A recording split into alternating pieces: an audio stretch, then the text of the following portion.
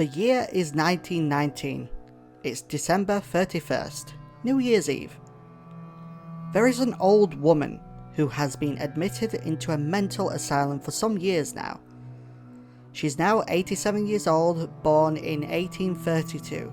Her name is Francine Baker, and she suffers from dementia, prone to having fits of confusion, rage, and she's stuck in the past, unable to remember much of anything after 1915, the year before she was admitted to the hospital.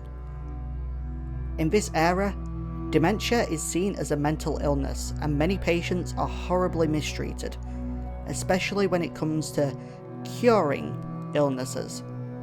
Some nurses can be nice and try to help their patients, such as Francine's nurse, who tries to take the best care of her that she can, despite all the mistreatment of the other nurses and doctors. But others are truly cruel and get their kicks out of abusing unsuspecting and suffering patients. Her family hasn't been allowed to see her in 2 years, since the mistreatment started to happen to her. "Who's next on your list, Doc?" a nurse says, enthusiastic to start the next dastardly examination. "It's that pain in the neck, Francine Baker. She's gone cuckoo with that dementia stuff.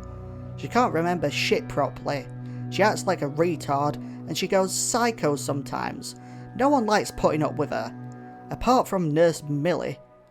God, I don't know what's up with that nurse. She's always disobeying orders and treating these loonies like they're real people. I can't stand that bitch. Be a dear and go drag that old hag out of her cell for me. If she makes a fuss, just hit her or something. Bloody nightmare she can be. Don't let her bite you either." The nurse nods politely and walks away, heading towards the useless wing, as the nurses would refer to it. In this wing, there are many old patients who suffer from a wide array of learning difficulties and diseases that render them unable to communicate and think clearly. Therefore, they are useless. "Come on, Missy, let's get you out of that cell and to your examination. Dr. Harkin can't wait forever. We've got to cure you at some point. Will today be the day, or will you just flail around again?" Acknowledging her existence, Francine Baker, a short, elderly and starving woman with dementia, lifts her head up. Her face grimaces at the sight of this irregular nurse and her hurtful comments. Then Francine spits on the floor. She may not always be there, but in this moment she knows exactly what's going on, and she's not happy about it. "Oh, you dirty old woman, spitting will get you nowhere." The nurse swings open the cell door and grabs poor Francine Baker by the arm, yanking her up and off her bed. "Come on, you disgusting hag. We can't keep Dr. Harkin waiting. Move your feet, come on." Refusing to move, Francine gets tugged on by the nurse, who eventually gives her a slap at the back of her head. "Come on, move it. Don't make me give you another brain jogger." In this asylum, they refer to a slap on the head as a brain jogger. They say it can jumpstart the mind or whatever. Dragging Francine along, they make their way down hallway after hallway until they arrive at the curing room. This room was always whatever it needed to be, whether it be electroshock therapy, waterboarding, ice baths or operations. Whatever it needed to be to cure a patient of their irregularities.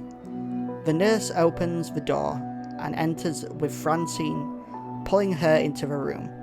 Today's cure is electroshock therapy. Strip the patient down, tie her to the chair, and prepare for some fireworks. We're going big today. It's New Year's Eve after all.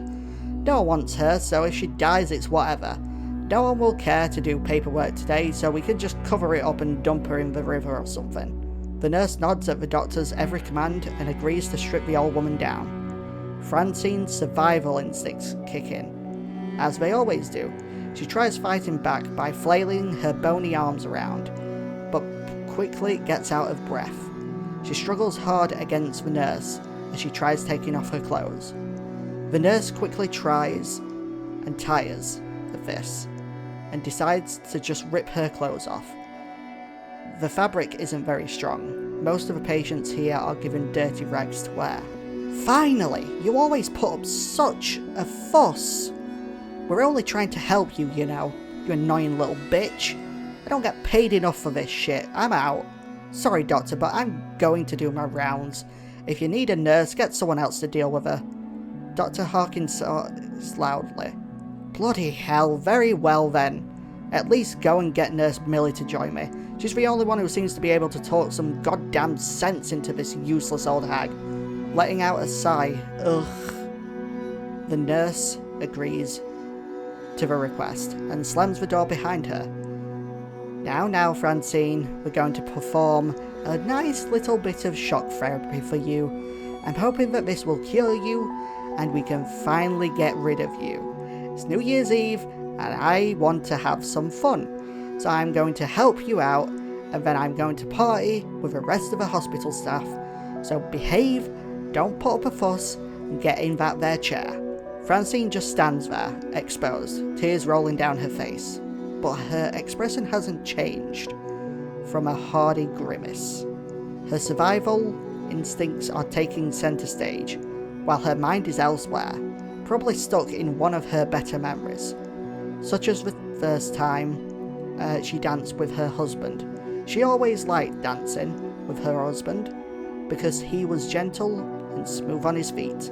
Moments later, Nurse Millie enters the room, closing the door behind her. She walks in on Dr. Harkin, trying to force the exposed Francine into the chair. You called for me? Millie says. The doctor turns his head towards Millie and, with a struggling voice, says, Just shut up and help me get her in this chair. Bloody woman keeps putting up a fight. Millie hesitantly nods and takes over for the doctor. Okay, Francine.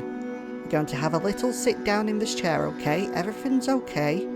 I promise that we're here to help. So please just sit in the chair. It might seem unconventional to you, but we can't progress if we don't try, okay? Millie says in a gentle voice. Francine sits down and Millie straps her in. After some degrading examinations from her doctor, Francine's mind was practically frazzled. She couldn't think and she could hardly feel. All she could see were pictures and memories of past events. Please take her to her cell, nurse. I'm done with her for today. Millie agrees and unstraps Francine, helping her up and out of the chair. We're going to go back to your room now, Francine, she says, loudly but sweetly. Millie became a nurse to help those in need, not break down her patients into dust like the other nurses and doctors here at the asylum. Once Millie was able to get Francine back into her cell, it was around 7 p.m. Francine passes out. Suddenly, Francine wakes up in an old Victorian-style room, not understanding or knowing where she is, why she's there, or how she even got there. Slowly, she crawls out of her bed and realizes that she feels younger. She's capable of walking normally again. This is the most spry and chipper she has felt for decades. She decided to walk around the familiar room and comes across an item from her past. The birth certificate of her son, Charles Baker. Images of her son, Charles, flood her mind. She can't quite understand who he is or what any of this bizarre turn of events means. But she feels the need to explore more. Perhaps she can find someone who is willing to help her.